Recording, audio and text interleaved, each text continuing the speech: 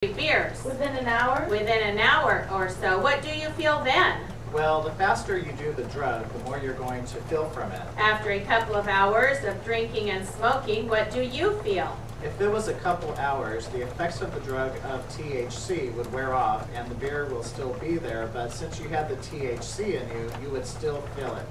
It will still make the beer more potent than what it really was. I really didn't know how. I mean, it's hard to tell how you feel a while ago when you're under that feeling, and you don't really know that feeling that you're under. When you're under it, You see what I'm trying to say? you don't know the feeling you're under. When you're under it, You're under a feeling and you know it's there, but you don't know how potent it is compared to a normal feeling. Are you trying to qualify him as an expert witness on the subject? I think you did a very good job of that. Let's move on. Now let me ask you this. At the time that Mike Clark left the house immediately before the accident, how many drags off the marijuana cigarette had he had in the hour preceding? I had about 14. About 14 drags off a homegrown marijuana cigarette, right? Yes. And in the 3 years before Mike Clark drove off, how many beers had he had? Hasn't this been asked and answered? I would like to ask it. About 3, something like that. Mike Clark had been convicted of driving under the influence on December 23, 2002, correct? Okay, tell me yours. I am for the defense, Mr. Maurer, M-A-U-R-E-R. I'm the court. I am the witness. I am plaintiff's attorney, Mr. Christie, C-H-R-I-S-T-Y.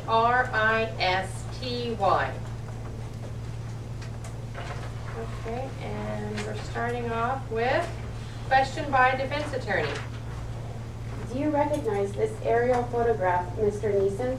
Of course, it looks like this is a freeway over here. This is a narrow road, entry road going to the freeway. An on-ramp is what I'm trying to say. Does it look anything like the on-ramp to northbound Interstate 15 from Bear Valley Road? It looks like it, yes. All right, and is that on-ramp, as depicted in the photograph, north of the overcrossing that goes over to the west side of Interstate 15? Well, I assume the crossing is here and Victorville is here, so it would be north of it if there's no indication here, but I imagine that's going north. Your Honor, I wonder if the bailiff could put that photograph up on the... Yes. Would you, Danny, please? Danny, why don't you use the one to the right? Yes. Is that oriented properly that way? Yes, it is, Your Honor. The north is to the right. All right. And interstate, let me use this pointer, Mr. Neeson, and you correct me if I'm wrong. This would represent interstate, the northbound lanes of Interstate 15, just north of the overpass and on the way into Victorville, which would be to the right of this photograph. Is that right? Yes. Indicating by pointer to what appears to be a road mark with a dotted line separated into 3 lanes. All right, and I believe you just indicated that to the left of this photograph and to the south, there's an overpass that goes over to the left of the photograph, goes over both the north and southbound lanes of the freeway and connects with another outer highway road called Armagosa, which would be the shortest route to which is one time your house and was then occupied in August of 1982 by your son and his wife and family. Yes, if I understand it right, the overpass would be to the left of the photograph. So if he took the shortest route home, he would have gone over the overpass to Armagosa and not stopped anywhere on this on-ramp? No. Okay.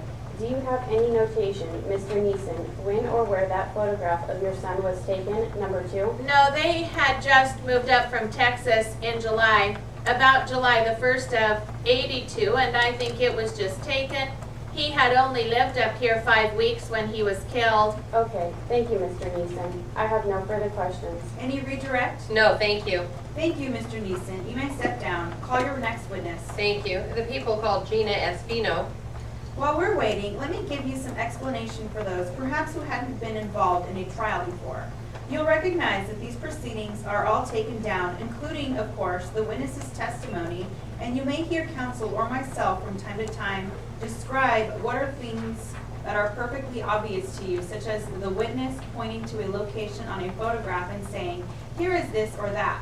One of us will say indicating what is obvious to you, what he's indicating, but if you remain standing just for a minute, Somewhere along the line, these proceedings may be reviewed by somebody who does not see the photograph, at least doesn't see the witness pointing to it, and is only reading the record. If we don't describe that and the record simply says, you say the person over here, well, the person reading the record doesn't have the slightest idea where the witness is pointing. We attempt to describe things for the record carefully so the person reviewing it later will be able to follow it. Will you raise your right hand to be sworn? Do you solemnly swear that the testimony which you're about to give in the matter now pending before this court shall be the truth, the whole truth, and nothing but the truth, so help you God? I do. You may be seated. Please state your name and spell your last name. My name is Gina Espino. It's Espino. Thank you. You may inquire. Thank you, Your Honor. Mrs. Espino, where do you reside? I reside at 19565 Vine in Fontana. Were you living back there on August the 10th of 1982? That's correct. Did you have occasion to speak with a young man at your home, a young man who identified himself as Dean Neeson, back on that date, August the 10th of 1982? That's correct. Do you recall what time it was that you first spoke with this young man? It was about 6:30 p.m. Was anyone else home at that time? My husband and our children. Can you describe this young man for us, please? Tall, slender, dark-haired, neatly dressed, and he had also his clothing was a light-colored shirt with white pinstriping through it, dark pants, dark slacks, and dark shoes, and dark socks, and a watch band and a wedding band also. Okay, thank you. I'd ask that the bailiff at this time show you a photograph that's been marked for identification as number 2 of the exhibit. So I'd ask that you look at the photograph and tell us if you recognize what is shown there. This isn't him. It doesn't appear to you to be the same individual. No, I don't think so. Okay, thank you. Did the person whom you spoke with have any jewelry on his person? A watch band and a wedding band. Okay, anything else that you can recall? He had a cross pen, a dark cross pen. And did he come alone or with someone else? He was alone. And what was the nature of the conversation that you had with this young man? It was in regards to Thermal Guard, the company that he worked for. He came out to measure our home and give us estimates on insulation. How long was the young man there at your home? Approximately an hour. Okay, do you recall what time it was approximately when he left your home? It was 7:30. He decided to leave about 6 and he left after the phone call. 6:10? 6:10. You say he made a phone call. Were you present when he made the phone call? Yes, I was. Or was that made just before he left? Right before he left. When this young man was at your residence, did he appear to you to be in good spirits? Yes, he did. Very good. Good health? Very good. Did you see the young man leave? Yes, we did. We walked him all the way out to the curb. And did he leave in a car? Yes, he did. Was he alone when he left? Yes, he was. I'd ask that the witness at this time be shown 3 photographs that have been marked for identification as 3, 4, and 5.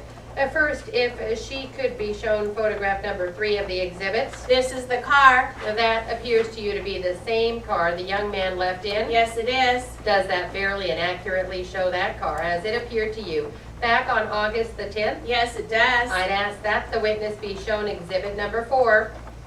Same car. And finally, exhibit number 5.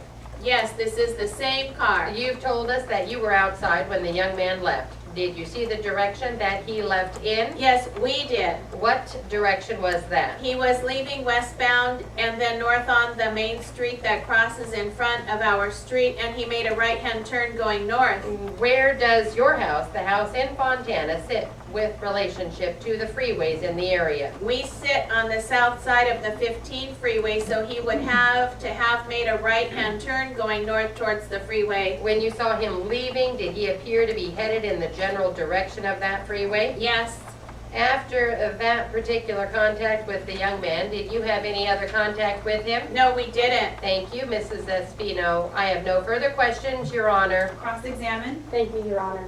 How had you first been contacted by the representative of this company, Mrs. Espino? My husband was contacted. He was the one who originally made the contact. Well, was that by telephone, direct mail, advertising by mouth? By telephone. I see. How do you How do you fix the time of your first meeting him to this particular date at 6:30 p.m.? That was the time that he arrived. That was the appointment time. Did you look at a clock? Yes, we did. We have a clock there in the kitchen. Okay, and how did you fix the time of his leaving? The clock is right there in the kitchen. Okay, by that time in August, was it getting dark? No, it was still fairly light. Was, Evening time. pardon me? Evening time. It was fairly light still. Do you know about what time after 7:30 that the sun went down? It didn't go down until about 7:38, maybe. 7:30, 8? Between 7:30 and 8 o'clock. It was down within the next half hour? Possibly. It was still summertime. Okay, was it warm out? Fairly warm, nice day. How far is your residence from Interstate 15? About 10 miles maybe. How far are you from Interstate 10? About 7 miles. Okay, in a different direction? You could take both ways and still get to either freeway. Okay, so as far as this sales representative goes, you just saw him for how long a period after he drove off in his car? We stood outside and watched him leave. We talked to some neighbors and we watched him leave For what distance? A couple of blocks or? until he got to the corner and made a right-hand turn. I see, the corner of the next intersection? Right. How far would that be in feet approximately? I don't know, about maybe less than 100 feet. Okay, thank you very much, Mrs. Espino. Do you have any further questions? Redirect. Just one, Your Honor. Mrs. Espino, how much time passed from the time that the young man made the phone call at your residence until the time that he left your residence? About 10 or 15, 10 minutes, maybe 15. Thank you very much, Mrs. Espino. No further questions, Your Honor. Do you have anything further? No, Your Honor. Mrs. Espino, I think in your testimony originally, you indicated that he had made the phone call at about 6:10. He was only on there for about 5 minutes, 5 minutes. He didn't arrive at your home until 6:30. Yes, exactly. Is there some, We talked for a little while, did he call after he had been there for a while? right after he had been there. Did you mean to say that he called at 6:10? At 6:10, that's correct. You mean he called your home? No, I'm sorry, he was at our home right about, he left at 6:10, he made a phone call to his company. Because I thought you said that he didn't arrive until 6:30. Oh, I'm sorry, the call. He arrived at 6:30 and he made the call. It was 7:10, I'm sorry. All right, anything further? No, thank you, Your Honor. No. Thank you. You may step down. Call your next witness. Thank you, Your Honor. We call Mr. Fred Show. Mr. Show. I believe he's in the district attorney's office, Your Honor, waiting in the library. Mr. Show, please step up here by the witness chair, remain standing, and raise your hand to the court. Do you solemnly swear that the testimony which you're about to give in the matter now pending before this court shall be the truth, the whole truth, and nothing but the truth, so help you God? I do. You may be seated. Please state your name and spell your last name. Fred Show, S-H-O-W. Thank you. You may inquire, Mr. Christie. Thank you, Your Honor. Mr. Show, what is the nature of your employment, sir? I'm general manager of American Thermal Guard Insulation Company. What type of business is that? Insulation, And where is your business located? 982 West Valley Boulevard, Colton, California. In connection with your business, had you come to know a young man by the name of Dean Ogden Neeson? Dean worked with me, yes. And did he work with you as one of your employees back on August the 10th of 1982? Yes, he did. Approximately how long had Dean worked for you on that day? On that day, Yes, sir. from 10 in the morning, approximately 10 in the morning to a little after 7 that evening. And how long had he been an employee of yours? Approximately 3 weeks. What was the nature of his particular duties at that business which you operated? He was a sales representative. He would be given a lead, a person's name and address. Your Honor, I object. Except for the response to the question, may the rest of the answer be stricken as non-responsive to the question, and I'll ask that the jury be admonished. I think everything else after sales representative should go out. Thank you, Your Honor. What does a sales representative do at your business? He goes out and he sells insulation for our company to the consumer in their homes. Now, back on August the 10th, 1992, you indicated that Dean worked at your business as a sales representative. Do you know whether he had any appointments in the evening hours in connection with this employment? Yes, he did. When was the last appointment that he had? The time of the last appointment? Approximately, if you know. Approximately 5 o'clock, if I can recall properly. Your Honor, I'd ask that the witness be shown at this time the exhibit which has been marked for identification as exhibit number 6. All right. Showing you that exhibit, I'd ask if you recognize what it is. Yes, it's a lead sheet. And what is a lead sheet? A lead sheet is a sheet where people who have been called by our telephone solicitors and have accepted an appointment with us. This particular sheet, I made all the entries on this document. I did it personally. I would next ask that the witness be shown the exhibit which has been marked for identification as number 7. I show you that particular exhibit at this time. Excuse me, Mr. Show, would you turn that over for us a moment? Just turn it. 17. Excuse me, may I see that? That's 17. I'm sorry to interrupt you, Mr. Christie.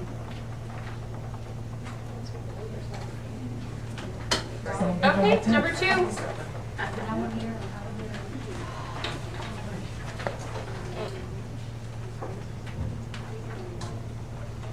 me who you are. Okay. I'm for the defense. She's busy. Mr. Wright, W-R-I-G-H-T. I'm the court. I'm the witness. I am plaintiff's attorney, Mr. Wooldridge, W-O-O-L-D-R-I-D-G-E. All right, and starts at the top with court. Let's not interrupt him. Let's continue it to a date certain. I would like the earliest possible date, Your Honor. The nearest date to the 10 days would be the 4th. This is August 4th. For the record, I have already received in evidence all the declarations filed in support and opposition to the application. With the proviso, I will consider only those portions that are both competent and relevant. I have also received in evidence plaintiffs' Exhibit 1, 2, and 3 as presented this morning. For the moment, I will assume neither side has rested, but I will continue it to August 4 with the condition that any further evidence is to be filed and served personally at the office of opposing counsel by noon to the 3rd. Does that mean, Your Honor, the plaintiff can serve and submit evidence to the defendant by the 2nd? That is correct. Either side serve personally. By that I mean personally delivering it to the office. You do not have to track down the lawyer. Would it be adequate service to leave it with the receptionist? Certainly, by noon on August 2. Now, Mr. Wright, I would like to have you meet Mr. Wooldridge. Mr. Wooldridge, this is Mr. Wright. Why don't the two of you go out in the hall, get to be friends, and you will find both your clients will be better off because it will be less expensive and your life will be extended by about 5 years. Now, let's take a brief recess. Case of Shirley Holmes and Cleo Young. These are the defendants. Yes, Your Honor. Each counsel state your appearance for the record. Randolph White, Your Honor. I believe I have been appointed for Cleo Young. Yes, let the record show that. W-R-I-G-H-T. Randolph Wright. Randolph Wright is appointed to represent the defendant Cleo Young and Joe Kaplan, Deputy Public Defender for Shirley Holmes. Let the record show the defendants are present with counsel. People are represented. People may proceed. Mrs. Whitaker, You do solemnly swear that the testimony you may give in the cause now pending before this court shall be the truth, the whole truth, and nothing but the truth, so help you God? I do. State your name, please. Winifred Whitaker. Spell your last name, please. W-H-I-T-T-A-K-E-R W-I-N-I-F-R-E-D.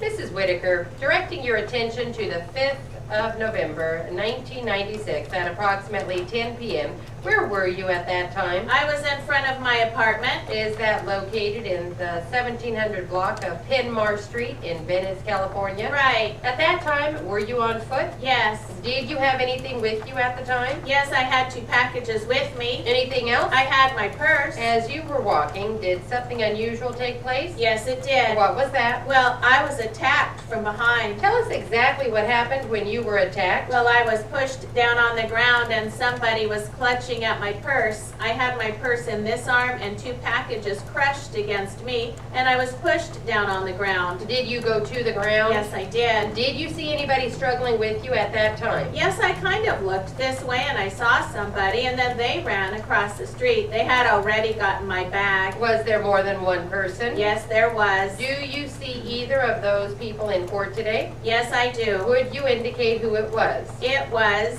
these 2 girls over here. Indicating the defendants Holmes and Young, Your Honor? Indicating the defendants. Right. How was your purse taken from you? Was that after you were on the ground? Yes, that was after I was on the ground. Did you have the straps over your arm? I had a strap over my arm and I had 2 packages clutching my purse. My purse was around my elbow and I was clutching 2 packages. Did you resist the attempt to take your purse from your arm? Well, it happened so fast and they had it off my arm before I knew it. What happened after you saw the 2 defendants run across the street? I started shouting for help. Did you see where the defendants went? Yes, they went about a half block and turned the corner. Did they turn the same corner at the same time? Yes, They went in the same direction? yes. Is that the last time you saw the 2 defendants on that night? Well, no, I saw them when the police officers picked me up. How long was that after the time that your purse was taken? Oh, I imagine it was about 4 or 5 minutes, somewhere around there. Was there anything of value in your purse? Well, I had all my credit cards, my billfold. They were valuable to me. Any money? Well, I had a little bit, yes. When you saw the defendants again, approximately 4 to 5 minutes later, where were they?